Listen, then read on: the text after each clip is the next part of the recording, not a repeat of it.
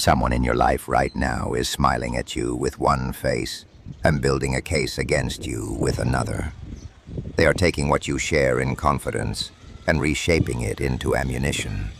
They are reading your reactions, cataloging your patterns, and using every signal you broadcast to position themselves for an advantage you haven't seen coming yet. They are not doing this because they are uniquely evil. They are doing it because they can. Because until this moment, the version of you they encountered made it easy. That version ends today. This is not a video about revenge. Revenge is a low-resolution response to a high-complexity problem. It consumes the very resources, mental clarity, strategic patience, emotional discipline that you will need for what actually works. What this video is about is something colder, more effective, and more durable than revenge. It is about reconstruction, about rewiring from the inside out the way you think, move, and respond, until the people who once found you predictable find themselves disoriented by someone they no longer recognize. Machiavelli did not write for men who wanted fairness. He wrote for men who wanted results in environments where fairness was not available. He watched power operate in the real world, in courts where alliances shifted without warning, in rooms where the stated motive and the actual motive were never the same thing. And he recorded what he saw without flattering anyone in the process. His observations remain accurate because human nature remains consistent.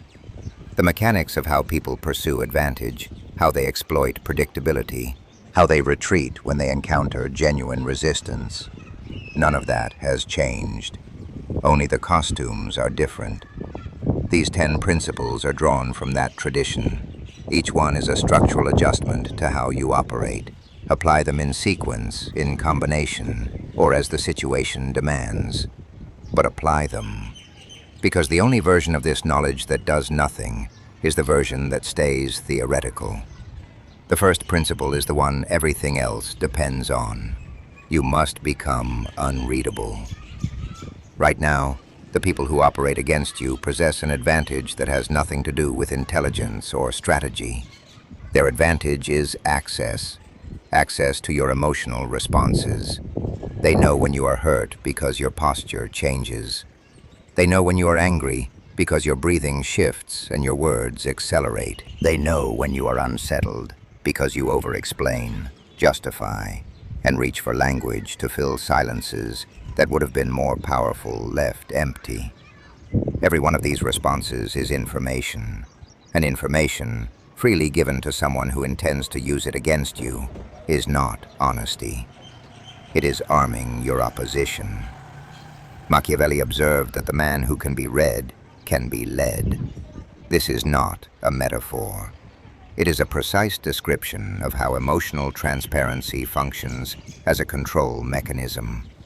When someone can reliably predict your responses, when they know which words will destabilize you, which situations will provoke you, which accusations will send you scrambling to defend yourself, they hold a map of your vulnerabilities.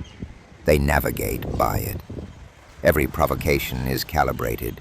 Every test is designed with a predicted outcome, and you, by leaking your interior state through your reactions, hand them the map every single time. The adjustment is this. You train yourself to respond rather than react. Reaction is automatic. Response is chosen. When someone insults you in a group setting, the reactive impulse is immediate. Embarrassment, defensiveness, aggression. The chosen response is stillness, eye contact held without urgency, a pause that communicates nothing. Let the silence sit. You will notice something that first time you do it effectively. The person who issued the insult becomes the one who looks unstable. Their words hang in the air without the reaction that was supposed to receive them. The energy they sent out has nowhere to land. It returns to them. Practice this in low-stakes situations first. When someone cuts you off, pause before you respond. When someone challenges you unnecessarily, hold your expression steady. and let a beat pass before you speak. When someone expects emotional noise, give them neutral quiet. Over time, this becomes natural rather than effortful. And when it becomes natural, something shifts in how people approach you. They can no longer locate your limits by testing them, because your limits no longer broadcast themselves. The unreadable man is not a mystery for its own sake. He is structurally protected in a way that no amount of argument or confrontation can replicate. The second principle requires the one thing that most people find nearly impossible when they know someone is working against them. Let them move first. The instinct, when you discover you're being played, is immediate and urgent. Confront, expose, shut it down. This instinct is understandable and almost entirely counterproductive. Because the moment you confront before the other person has fully revealed their strategy, you stop the reveal. They retreat, adjust, regroup, and come at you from an angle you didn't anticipate because you closed off the angle you could see before you had a chance to map the others. Machiavelli wrote that the wise man observes while the impatient man acts, and that in action, people reveal everything they were trying to conceal. This is the structure of the second principle. When someone is operating against you, their strategy has a shape. It has moves, sequences, dependencies. And if you wait, if you have the discipline to remain apparently unaware while watching with total attention, they will show you the entire shape. They will get comfortable. Comfortable people get careless. They start recruiting others into their plan, which means others now know about it. They start making moves they would not make if they thought you were alert, which means each move reveals another layer. They overextend because they believe their target is asleep. And then you have the full picture. Not a partial glimpse that requires you to act on incomplete information. The complete architecture of what they were building. And you can dismantle it from the foundation rather than chipping at the surface. Patience in this context is not passive. It is predatory. The person who waits with intention is not doing nothing. They are accumulating. Every day of apparent inaction is another day of intelligence gathering, positioning, and preparation. The person who acts in the third move out of impatience will always be at a disadvantage against the person who acts in the 30th move with total clarity about the board. The third principle is psychological in its most precise sense. Mirror their energy, then withdraw it completely. When someone has been operating against you, one of the most effective responses is not confrontation, but calibrated reflection. You match their energy with exactness. If they are warm, you are warm. If they are distant, you become distant. If they extend attention, you extend it back. You become, from their perspective, someone who mirrors them almost perfectly. And people are drawn to their own reflection. They feel understood by it. They feel connected to it. They begin to depend on the rhythm that the mirror provides. This is where the second phase of the principle operates. Once they have grown accustomed to that energy, once the rhythm feels reliable and the connection feels established, you withdraw it without announcement. No argument, no explanation, no dramatic scene. You simply become less available, less responsive, less present. The warmth cools without any stated reason. What this does to a person's psychology is significant. Machiavelli understood that people do not value what they possess. They value what they have lost. The withdrawal of something they had grown to expect does not produce a logical response in most people. It produces an obsessive one. They replay every recent interaction, searching for the thing they did that caused the shift. They reach out more than they otherwise would. They pursue the reconnection because the loss of it creates a vacuum that no rationalization fills. You have not manipulated them through cruelty. You have given them the experience of losing something they underestimated. And that experience, sustained, communicates something no confrontation could have communicated as effectively. You were worth more than they calculated. The fourth principle addresses the invisible architecture that determines who actually holds power in every exchange. Control the frame, and you control the game. Every conversation, every confrontation, every moment of tension exists inside a frame. The frame is the underlying structure that defines what the interaction is about, who the injured party is, what counts as a reasonable response, and who bears the burden of justification. Most people move through their entire lives without recognizing that frames exist. They simply accept the frame that was established before they arrived and proceed to operate within it, which means they proceed to operate on someone else's terms without ever realizing it. When someone plays dirty with you, the very first move they make is almost always a frame construction. They establish themselves as victim. They establish you as the problem. They set up the conversation so that anything you say in your own defense reads as confirmation of their narrative. And the moment you start explaining yourself inside that frame, defending yourself inside that structure, you have already accepted the terms of a game you are not supposed to win. The adjustment is absolute. You never argue inside a frame someone else constructed for you. When someone accuses you to destabilize you, you do not defend against the accusation. You reframe. You redirect the entire conversation onto ground you chose. If they claim you are the problem, you shift the conversation to the behavior pattern that preceded the accusation. If they cast themselves as wronged, you examine the investment that created the expectation of what they feel wronged about. You are not being evasive. You are refusing to fight in a cage you did not build. The person who controls the frame controls where the emotional weight of the interaction lands. And the person who controls where the emotional weight lands controls the outcome. This is not about winning arguments. It is about refusing to participate in arguments on terms that were designed for your defeat. The fifth principle is the one most people intellectually understand and emotionally cannot execute. Your silence is more powerful than your words. Every reaction they extract from you is a resource they use. Every argument you make in your own defense gives them material to reshape and redirect. Every word you produce is a potential piece of evidence in a case they are already building.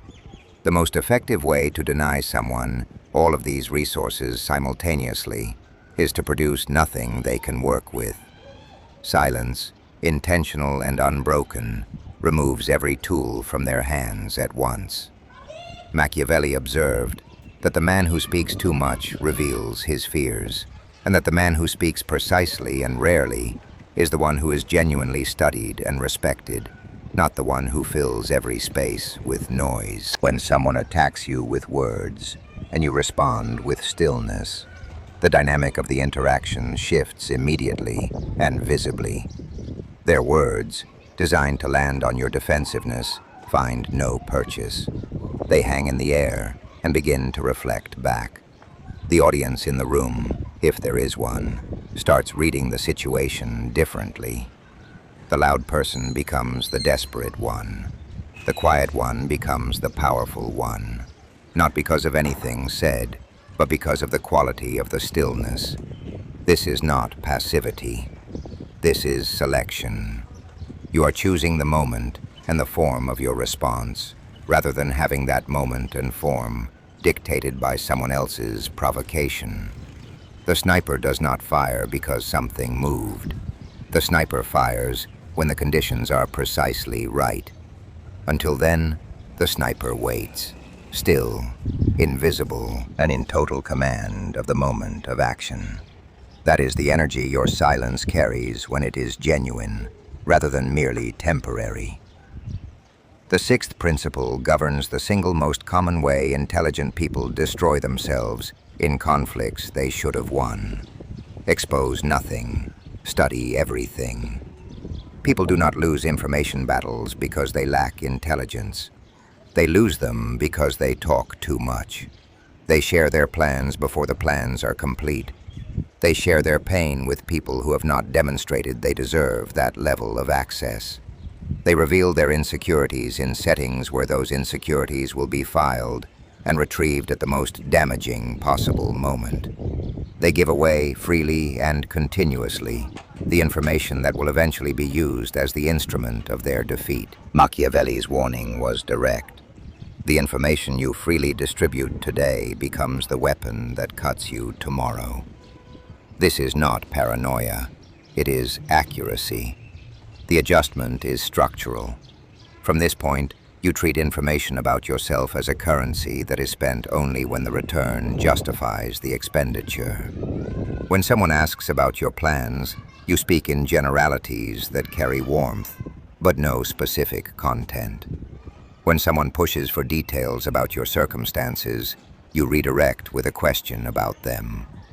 People are almost universally more interested in talking about themselves than in learning about you, which means the redirect almost always works and serves the dual purpose of removing you from exposure while gathering information about them. Because the second half of this principle is observation. While you are saying less, you are registering more. Body language, the gap between what someone says and what they do. The topics they avoid, the people they speak about most frequently, and with what emotional charge. The patterns in how they behave when they believe they are not being studied. Every detail you collect is filed. Most of it you will never need. Some of it will become the most important information you possess at exactly the moment when having it matters most. The person in the room who speaks least and registers most is not the quietest person in the room. They are the most powerful one. The seventh principle is the one that transcends all tactical maneuvering and operates at the level of fundamental power. Become so valuable that the cost of losing you exceeds anything your opposition could gain from opposing you. Machiavelli understood that indispensability is a form of protection that no amount of scheming can easily penetrate. The person who is genuinely necessary, whose skills, whose network, whose capability creates value for others that cannot be simply replaced, occupies a position that is structurally defended in a way that no argument or reputation management could replicate.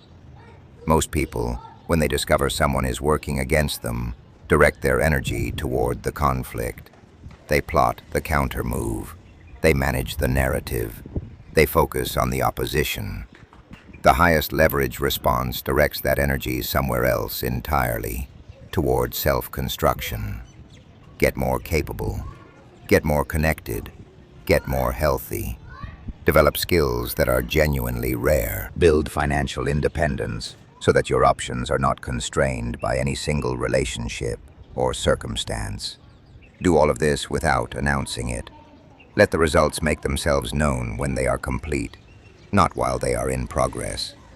What happens when you rise in genuine capability is that the calculation of everyone around you changes. The person who once found it easy to work against you now has to weigh the cost of continuing to do so against the cost of losing access to what you have become. Their leverage over you diminishes as your options expand. And the people who stood beside them, who found it easy to go along when you appeared vulnerable, start recalculating their own positions. You have not had to say a single word about any of it. Your elevation set it for you, and the shadow it casts lands directly on the people who believed they could keep you small. The eighth principle operates by targeting the single assumption that every scheme against you depends on. Break your pattern, and you break their strategy. Every move someone makes against you is designed around a predicted response. They know from experience and observation what the version of you they've been studying will do. They insult you because they know you will become defensive. They ignore you because they know you will pursue. They spread a particular narrative because they know the version of you that operates from ego will feel compelled to correct it publicly. Their entire strategy is built on the reliability of your pattern. Remove the pattern, and the strategy has no target. Machiavelli wrote that the man who varies his methods according to circumstances will prosper, while the man who does not will eventually be broken by conditions that his fixed method cannot handle.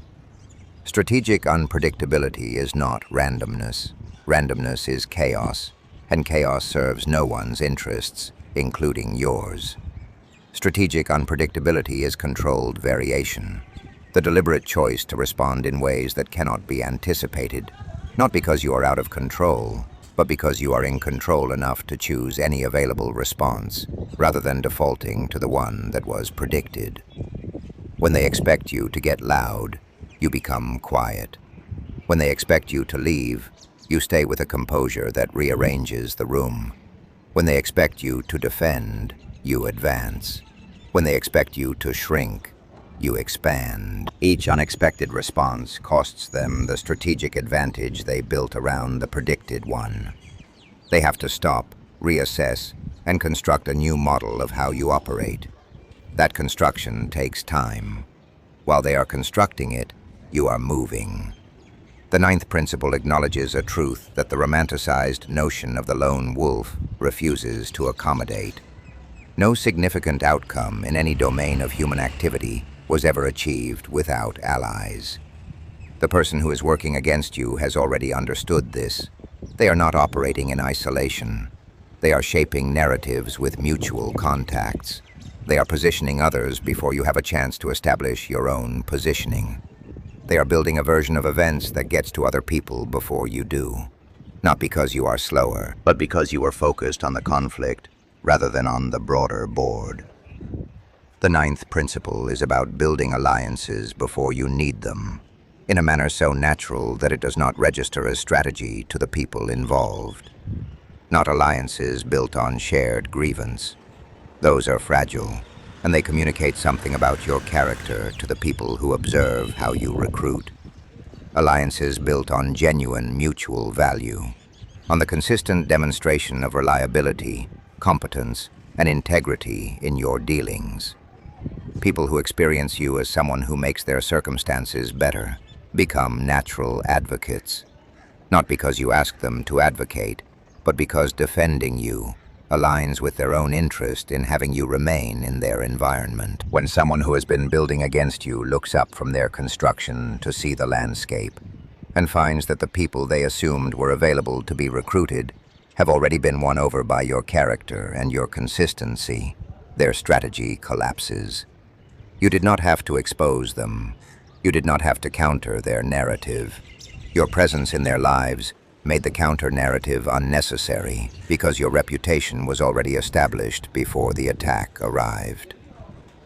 The 10th and final principle is the one that requires the most internal work and produces the most permanent result. Walk away without looking back. Everything else in this video has been about strategy, about how to operate more effectively inside difficult circumstances.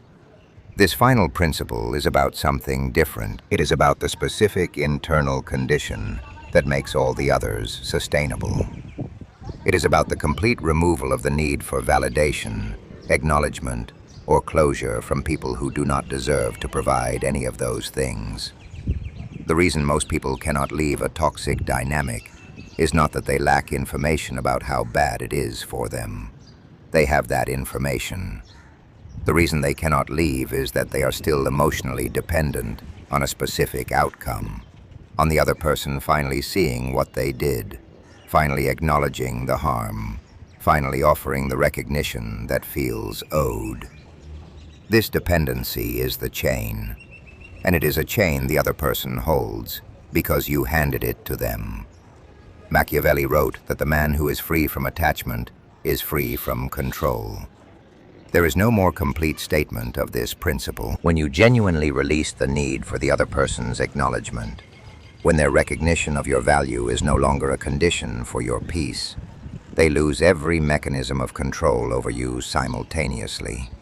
They cannot hurt you with their opinion because you no longer require their opinion to confirm your position. They cannot destabilize you with their absence because you no longer needed their presence to feel complete. When you leave without a speech, without a message designed to make them feel what you felt, without a dramatic exit that communicates how much they affected you. You simply redirect your attention, your energy, and your presence to the life you are building, and the vacuum your departure creates in their world is not your concern. You have no interest in managing their response to your absence. You have already moved. That kind of exit, quiet, final, without bitterness, without a backward glance, is the most unsettling thing you can do to a person who operated against you.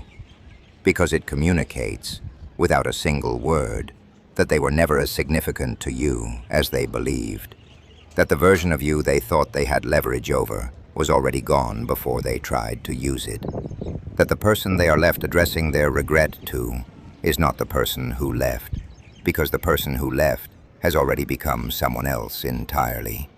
This is not coldness for its own sake. This is the natural posture of someone who has located their value inside themselves, rather than in the perceptions of others. When you are your own primary source of validation, every external attempt to define you, through manipulation, through narrative shaping, through dirty tactics of any kind, simply fails to find its target. They are aiming at a person who no longer stands where they are pointing. That is the complete structure. 10 principles that, taken seriously and applied with patience, produce a version of you that the people who once found you manageable will not recognize and will not be able to operate against effectively. Not because you became more aggressive, because you became more structured, more deliberate, more genuinely in command of your own responses. The world will continue to contain people who play dirty. That will not change. What changes is what they encounter when they try to play dirty with you. And what they encounter, from this point forward, is someone who sees the game clearly, understands the mechanics, and has already decided how they will respond before the first move is made. That readiness is the final and most complete form of power this video has to offer. Not power over others, power over yourself, which, as Machiavelli would tell you, is the only kind that actually holds.